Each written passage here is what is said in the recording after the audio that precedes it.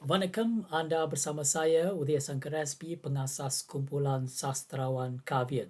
Siri video ini merupakan usaha Kavian mendokumentasi penglibatan serta sumbangan penulis kaum India kepada perkembangan sastra kebangsaan.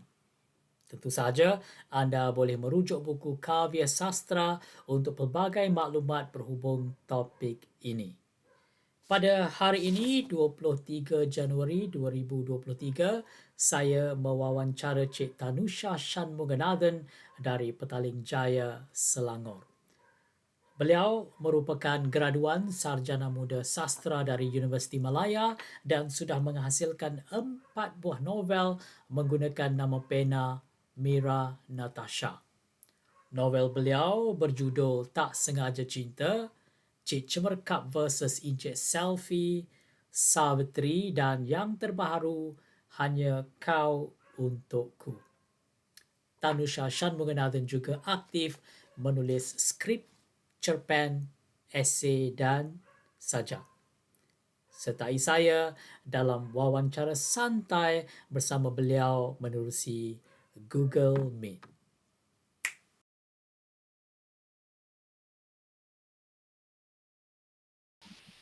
Baik, apa khabar Tanusha? Saya sihat. Okay. Saya pergi terus kepada beberapa soalan yang memerlukan jawapan ikhlas daripada Tanusha. Pertama sekali, kalau kita perhatikan novel sulung anda, Tak Sengaja Cinta, dan juga buku yang kedua, Cik Cemerkap vs Encik Selfie, diterbitkan oleh penerbit lain. Tapi, bila masuk ke novel seterusnya, novel Savitri, anda memilih untuk suar terbit. Apa yang menyebabkan situasi ini berlaku? Okey, saya sebenarnya sebab dua novel pertama tu saya dah rasa dia punya perjalanan daripada penulisan sampai terbit and then dapat royalty buat promosi semua. Jadi salah satu Tak Sengaja Cinta masuk pasaran dalam kedai buku, diedarkan secara meluas ke seluruh negara, and then Cik Cemerkap pula kami just terbitkan dalam 100 naskah dan sudah habis dijual. So dua-dua tu saya dah rasa dia punya turun naik dalam dari segi jualan. Saya nampak macam mana promosi dilakukan oleh penerbit semua. Jadi saya rasa macam saya rasa macam kalau saya nak cuba juga terbit sendiri, sebab masa tu masa saya nak terbit sendiri tu trend suar terbit sudah mula menular kan. Jadi dia macam semua orang dah start, so saya kata macam okey, kenapa saya tidak melakukannya juga. Saya cuba nak ikut juga. Tapi masalahnya cabaran-cabaran dia ada jugalah, sebab kita nak suar terbit, kita sedia maklum ada faktor modal, dan dari segi pengurusan macam mana kita nak uruskan buku tersebut, kita nak masuk pasaran, nak masuk kedai buku, nak bawa pergi pesta buku semua macam mana kan.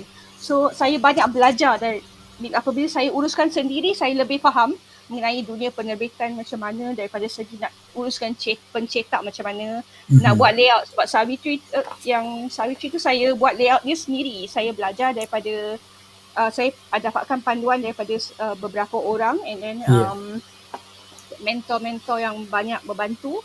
So mereka bagi tunjuk ajar and saya buat sendiri, and saya nampaklah macam mana saya rasa saya boleh buat, dan syukurlah Savitri berjaya diterbitkan. Ya, okey, tahniah atas kelahiran Savitri sebagai projek pertama suar terbit bagi Tanusha ya. Okey, dan soalan seterusnya, kalau kita perhatikan setiap penulis pastilah ada satu selling point yang membuatkan orang tertarik. Jadi nak tanya, apakah pada pandangan Tanusha keunikan yang ada pada karya-karya Tanusha? Okay, saya rasa saya ada dua keunikan. Satu ialah dari segi penulisan saya, gaya penulisan saya cuba untuk menulis dengan santai tetapi tidak merosakkan bahasa. Okay, sebab sebelum dalam novel yang pertama dan kedua ada juga yang saya gunakan bahasa Selangor. Saya dapat teguran daripada beberapa orang kata jangan gunakan bahasa Selangor. okay, kurangkan penggunaan yang bahasa yang tidak betul semua. So saya banyak belajar daripada dia. Saya ada evolusi, saya berkembang dari segi 2014 sampai 2021. Penulisan saya, gaya penulisan saya berubah daripada bawah sampai ke atas. Saya rasa macam saya boleh berbangga sekarang ni kalau saya kata karya saya mungkin tak sepopular mana dalam kalangan masyarakat pembaca, tapi saya boleh berbangga sebab karya saya berkualiti dari segi bahasa saya. Kedua, faktor budaya, sebab kalau kita lihat di dalam pasaran tak ramai penulis India yang menulis dalam bahasa Malaysia. Satu, mereka ada yang penulis India tapi mereka tidak menulis mengenai budaya masyarakat India dalam karya mereka. Mereka masih mengekalkan penulisan masyarakat budaya Melayu, sebab bagi pemikiran mereka mungkin masyarakat novel Melayu kena tulis pasal orang Melayu kan. Jadi bagi saya rasa kekuatan saya ialah dari segi budaya, sebab sejak kecil saya membesar dengan segala ajaran agama dan budaya. So saya mengambil teguran daripada seseorang yang meminta saya untuk fokus pada unsur budaya, sebab itu akan jadi saya punya niche. Orang yang kenal saya dah macam ada, okay, Tanusha penulis budaya. So saya macam ada, itulah saya boleh bangga dengan keunikan itulah.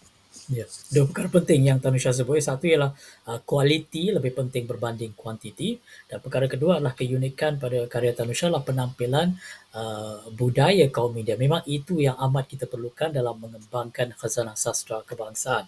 Dan itu juga memang pembaca akan tahu, ya. Kemudian kalau kita pergi ke belakang sedikit, tahun lalu 2022, ya, 2022, apakah pada pandangan Tanusha pencapaian terbaik kalau dalam bidang penulisan? Okay, dalam bidang penulisan sebab saya bukan saja menulis novel tetapi saya juga menulis skrip. Jadi saya berjaya menyiapkan 13 episod untuk Travelog. Tengah tunggu dia program tersebut disiarkan melalui RTM, saluran RTM, melalui TVOK. Kami dah dapat dia punya saluran tapi belum tahu bila. So sudah settle 13 episod. Itu salah satunya. Kalau untuk novel pula, saya merancang beberapa novel, termasuklah edisi terbit semula, Tak Sengaja, novel Tak Sengaja Cinta dan Cik Cermat Ini untuk tahun lalu? Sepatutnya. So saya dah masuk cabaran sekarang.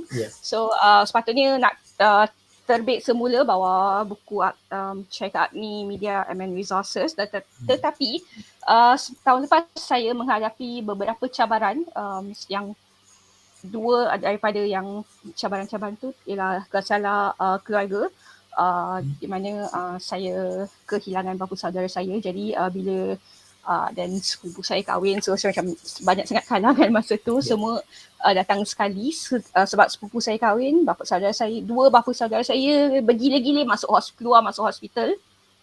Jadi bapa saudara saya meninggal Oktober.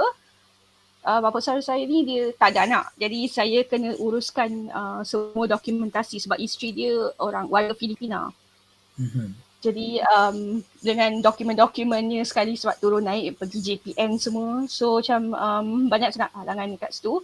Jadi saya tak dapat nak fokus. Sepatutnya habis dalam bulan Oktober, saya terpaksa postpone. And faktor kedua pula masalah kesihatan, sebab dalam saya tengah buat kerja and then saya ada sakit belakang sebenarnya. So saya tak boleh nak fokus lama. Dalam 3-4 jam saya boleh menulis, saya kena baring balik sebab saya tak larat. Memang sakit belakang teruk. Jadi dua masalah ni macam mengganggu saya lah untuk saya fokus. Tapi skrip tu syukurlah saya dapat hasilkan. Dan satu lagi ialah lepas menghadiri satu bengkel, ada orang menghubungi saya untuk commission skrip, jadi untuk Finas. So ada 4 skrip yang saya settlekan. So saya tengah tunggulah dia punya bayaran dia. Jadi bila kita fikir penulis, dia kerjanya bukan hanya penulis, ada banyak juga cabaran lain bidang lain. Jadi kalau soalan saya tadi mengenai pencapaian dan cabaran dalam bidang penulisan tahun lalu, bagaimana kalau di luar daripada bidang penulisan? Apakah perkara yang merupakan kejayaan dan juga cabaran Taunusha pada tahun lalu? Okey, sebab tahun lalu saya tak banyak menghasilkan karya, tetapi saya berjaya menamatkan kursus CJ Kemahiran Malaysia ketiga, iaitu dalam pengkhususan dalam bidang editorial. Jadi saya tengah menunggu convocation pada tahun ini. Ya. Kalau tidak ada aral, rasanya bulan Oktober nanti. Jadi kursus selama setahun daripada Jun 2021 sampai Jun 2022. Jadi saya banyak menimba ilmu dari segi editorial, lebih faham mengenai pembacaan proof, and then sebab kami ada teori dan juga praktikal. Jadi kita ada pensyarah luar yang datang mengajar juga. Jadi banyak sangat ilmu yang saya belajar. Jadi saya bersyukur sebab saya membuat keputusan untuk mengambil kursus tersebut. Jadi itulah pencapaian saya yang saya boleh banggakan lah. Ya. Baik, jadi satu lagi juga penerbitan sendiri. Mungkin nak sebut sedikit mengenai itu? Okey, penerbitan sendiri sebab dia saya dah memperbarui lesen. Jadi Ya. sedikit demi sedikit saya mula menerima projek-projek. Saya juga mengajar kelas penulisan. Jadi tahun lepas ada beberapa orang yang sudah sertai kelas saya dan beberapa ada 2 atau 3 daripada mereka yang akan ada buku baru tahun ni. Saya tengah selenggarakan projek antologi cerpen kanak-kanak, cerita dongeng kanak-kanak. Jadi beberapa orang pelajar saya yang sertai kelas saya, mereka akan nama mereka ada tergut senarai dalam terbitan tersebut. Jadi saya projek tersebut saya akan sekarang ni saya tengah buat reka letak. Jadi saya rasa kalau saya tengok kualiti penulisan mereka yang dengan, tapi tu cerpen, tapi biasanya kalau saya ajar pun sebab penulisan novel dan cerpen dia nak kata jauh berbeza sangat, tak adalah, dia hampir sama, just cerpen dia lebih ringkas, dia lebih khusus kepada beberapa watak saja, tapi novel dia luas, so tekniknya sama je sama saja kan. So saya dapat tengoklah yang mengaplikasi apa yang saya ajar daripada elemen-elemen asas semua tu. Ya. Jadi bermula dengan novel pertama tahun 2014, kemudian sehingga sekarang sudah ada 4 novel yang terbit, belum campur lagi rencana, esei, cerpen, cerita rakyat, skrip dan sebagainya. Jadi untuk tahun ini, apa pula perancangan Taunusha? Okey, mulai tahun ni saya bergiat aktif. Momentum saya sudah ada. Saya baru siapkan, saya rasa saya pernah bagi tahu tuan bahawa saya dengan 3 orang rakan lagi akan menerbitkan satu antologi novel mini. Jadi projek tu kami akan fokus untuk siapkan sebelum terbitkan bulan Mac. Ya, Cho Peyong dengan Navanita. Cho Peyong, Navanita dan Weng. Okay. Weng, PL 4 Weng, orang. ya. Sebab kami ada grup WhatsApp, kami berempat sering bersembang. Jadi kami buat keputusan why not, sebab masing-masing. So Weng dengan saya, kami sudah siapkan karya, menunggu 2 lagi penulis untuk menghantar karya masing-masing.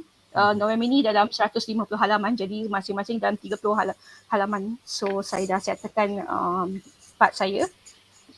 So tengah menunggu, so kami akan uruskan yang tu, and then projek-projek yang hanya kau untukku, pastikan hujung bulan ni saya kena muat naik dalam website. And then ada beberapa lagi novel yang dalam perancangan, dan 2 panduan penulisan saya. Yang ni panduan penulisan ni saya ada ABC dalam penulisan atau the ABCs of writing. So dari pemahaman saya, berdasarkan pemahaman saya, apakah terminologi yang saya boleh kongsi dengan pembaca, dan apa yang saya rasa lah, apa yang penting dalam penulisan. So yang tu dalam versi e-book saya dah siapkan dia punya layout semua, saya tengah edit, baca proof, dan saya akan muat naik dalam laman web nanti. Jadi yang tu, and then pelbagai lagi, saya juga ada menghantar proposal kepada RTM untuk projek seterusnya untuk skrip. Jadi sebab tahun ni diorang baru RTM baru buka semula untuk penghantaran proposal. Jadi saya kena cuba sebab dia kita tak tahu bila sebab projek tahun lepas belum lagi diumum saya belum dapat lagi projek pada tahun lepas, proposal tahun lepas. So saya mengharapkan mungkin tahun ni ada peluang. Tapi saya hantar juga tahun ni. So dapatlah at least saya mencuba. Tak dapat tak apa, tapi peluang sekurang-kurangnya ni at least kita cuba. So saya dah hantar 2. So berdoalah ada peluang. So, baik, terima kasih Tanusha kerana sudi berkongsi pengalaman lalu dan juga perancangan yang sedang dibuat sekarang.